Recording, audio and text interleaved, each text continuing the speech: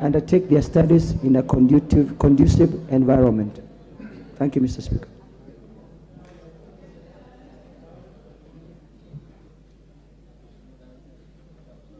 Hold on. Minister, you can now answer those 3 questions. Thank you. Thereafter, we'll take many supplementary. Thank you. Thank you, Honorable Speaker.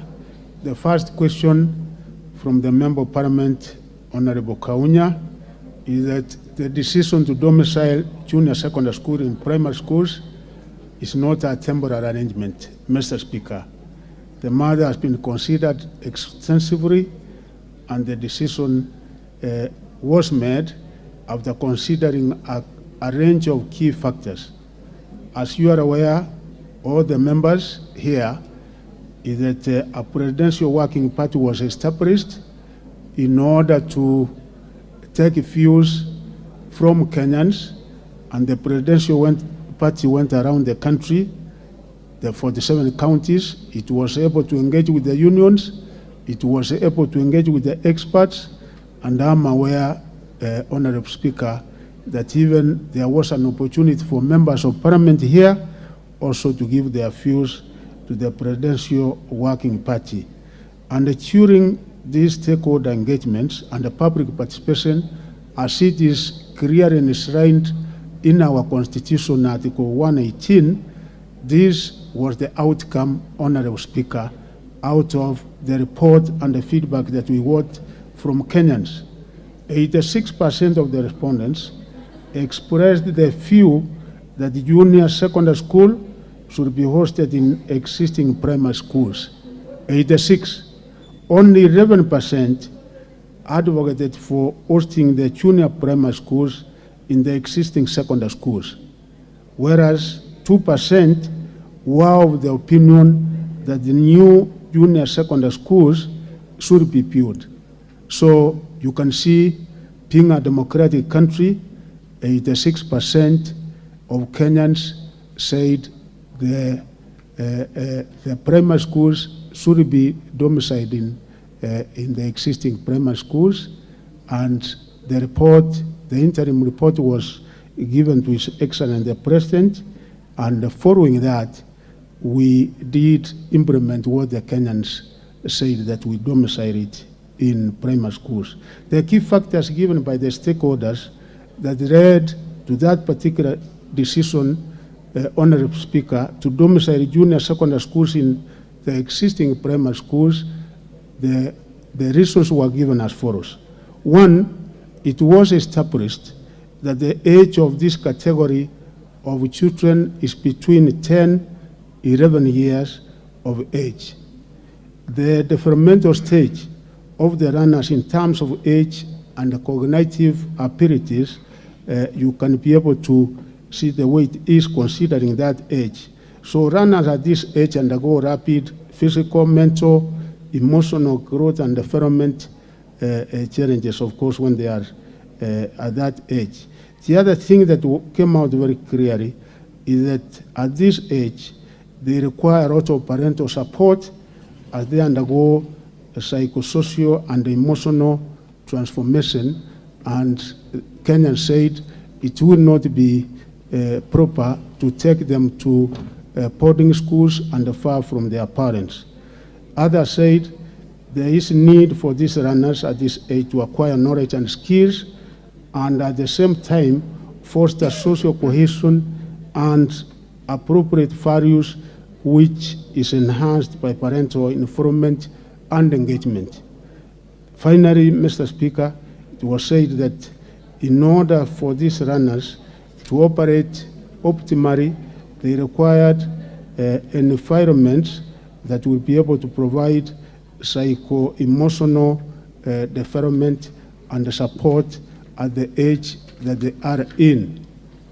Mr. Speaker, the decision, therefore, of these junior secondary schools, and of course, having taken 6 years, ever since 2017, when we started grade 1, there is no reversing year that we can be able to go back and reconsider.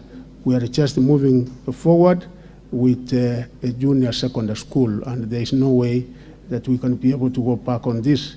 The second set of questions, Honorable Speaker, is that a total of 7,662 million was utilized to build 9,721 classrooms in our secondary schools.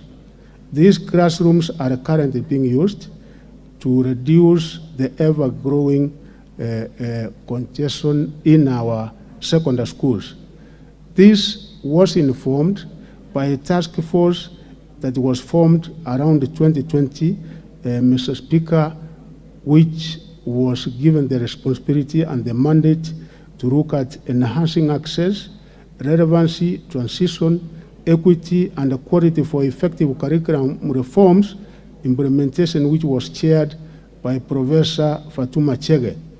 And it found out that there was a deficit of classrooms in our secondary schools to the tune of 2,663 classrooms by then. As by then, the enrollment in our secondary schools as per December 2020 was 3,405,596 students. By December 2021, a year after, the enrollment in our secondary schools had increased to 3,523,428 learners. By December 2022, this enrollment had grown to a figure of 3,526,197 learners. Presently, the enrollment, Honorable Speaker, stands at 3,690,376. This therefore means that there has been an increase since 2020 of 287,780 runners. This, together with the pre-existing deficit, translates to a requirement of 9,028 additional classrooms. Consequently, Mr. Speaker, the 9,721 classrooms that were constructed are assisting to address the current deficit as well as the future demand for more classrooms. It is important to note that with the government's policy of 100% transition, the enrollment in our secondary schools, Mr. Speaker, increases by an average of 8.5% annually. More classrooms will therefore be required to meet the ever-growing demand. And I'm sure that honorable members from your respective constituencies, you are witnesses that there are no empty classrooms. Indeed, the classrooms that were built in all our secondary schools are in use. The other question from the Member of Parliament from Mandera South is that you are, Mr. Speaker, sir, the school feeding program started way back in the year 1979 when the government was giving school milk program, and this particular program then was being supported by the World Food Program. The World Food Program continued supporting us until 2017 when they stopped giving any funding to the Kenya government in this particular program. Currently, the Ministry of Education, through the National Council for Nomadic Education, NACONEC, undertook the program and has been giving food to particularly our 26 Asile counties. The program covers 2 million children from the Asile areas, which consists of 26 counties, Mr. Speaker, and 11 of the counties, of course, are Mandera, Tana River, Garissa, Wajir, Marsabit, Isiolo, Samburu, Baringo, West Pokot, Ramu, and Turkana, which NACONEC provides food to those schools, and there are other counties which are provided with cash transfer, which are 15 counties: Baringo, Elgeyo Marakwet, Embu, Nyeri, Kajiado, Narok, Kilifi, Kware, Machakos, Kitui, Makwiny, Tharaka Nithi, Laikipia, parts of Nairobi and Taita Taveta. A total of 336,281,000 has been spent under the program for the just concluded term. This financial year, a total of 1.96 billion shillings has been spent for the school feeding program, because the remaining period until the expire of the financial year, we are well taken care of, and there will be food in each and every part of these counties. Honorable Speaker, for Mandera South constituency, which are 73 public primary schools with the current enrollment of 30,668 runners, 56 of these schools are in Mandera Central Erwak sub-county, while 17 of these schools are in the Kuturo sub-county. In the just concluded term, NACONEC gave food in kind distribution to all our public primary schools in Mandera South constituency, and the runners are provided 2 meals per day, one being porridge during break time, and also during lunch we provide rice and beans during lunch time. In Kuturo sub-county, Honorable Speaker, the 17 schools which were covered under this program worth 1,435 bags of rice and 200 bags of beans were provided for the 17 schools. 92 20-liter jerrycans of oil was also provided, with 38 bags of salt, which were also supplied. In Mandera Central, Erwak sub-county, where we have 55 schools, a total of 5,741 bags of rice was supplied, and also we gave 794 bags of beans to that sub-county. 150 bags of salt was also supplied. Honorable Speaker, we also supplied cooking oil, and we did supply 1,120 cartons of ready to drink porridge to this sub-county. The total amount used for Mandera County, Honorable Speaker, was 203,893,240. And for this particular constituency, the two sub-counties, the total amount that was spent in school feeding program in this first term was 59,956,400. Water, Mr. Speaker, sir, as you are aware, the responsibility and function of water is a means of water, and also the county governments. Of course, members, you know that you have given an allocation to the means of water. This particular quarter, I think over 200 million, which is for the purpose of drilling boreholes in schools. That money is managed by the means of water.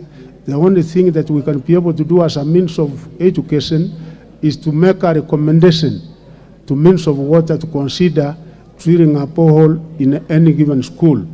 But in Mandera South, the public schools in Mandera, most of them are located in town centers where we share boreholes with the local communities. The total number of boreholes in Mandera South are 70 boreholes, 79 in Mandera Central Sub-County, and 23 in Koturo Sub-County. And of course, I have said that we are also partnering with the means of water, and where there is need. Minister, try and paraphrase the answer. Yes, thank you. Because we want to be done with you in the next 30 minutes, so that we allow your colleague who is waiting.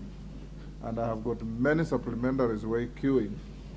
So finish up that and go to... Thank you. So that question, sir, we have the 70 boreholes, and as of now, they are the ones supplying and providing water to our primary and secondary schools in the two sub-counties. And what we are doing to ensure that our students remain in school, and considering the nomadic lifestyle in this particular area, one, Honorable Speaker, is that we have provided food, and the food we provide to the primary school, the purpose of it is to make sure that we retain our children in school, and that has worked out very well. The second other thing we have done in this sub-county and the neighboring sub-counties plus the aside areas is that we have low-cost boarding schools. And the number of boarding schools we have in Mandera County, we have a total of 38, and in this particular constituency, which are taking a total of 12,611 pupils in all these primary school boarding schools. And in this particular constituency and the two sub-counties, we have 8 low-cost public boarding schools, which of course are catering for this, and having a total number of 1,973 runners. And of course, the county governments, particularly in Mandera, is also supporting us in education, because like this financial year, Honorable Speaker, the county government of Mandera has pumped in 350 million, which is also addressing this particular problem. The last one, Honorable Speaker, is that the last one is the one by Honorable Mashua Waithaka. The one on on the Cuba. Students in Cuba. Yeah, thank you, Honorable Speaker. The Kenya government entered into an MOU with Cuba in the year 2004. And the agreement entered upon was that Cuba will be providing bursaries, scholarships, partial scholarships. They provide for tuition, they provide for accommodation, and they take 2 students per given year. And it has been happening since then. And the Kenya government initially used to give a bursary to each and every student that qualified until the year 2011. And since the year 2011, Honorable Speaker, as a government and as a country, we have not been able to give the stipend that we used to give, not only to our students who access these scholarship programs, but even those who access them in European Union countries and other countries. We don't give any stipend as such, so the parents, the households, have to meet their cost. Thank you, Honorable Speaker. Yes, the first supplementary will go to the questioners. One supplementary. Thank you.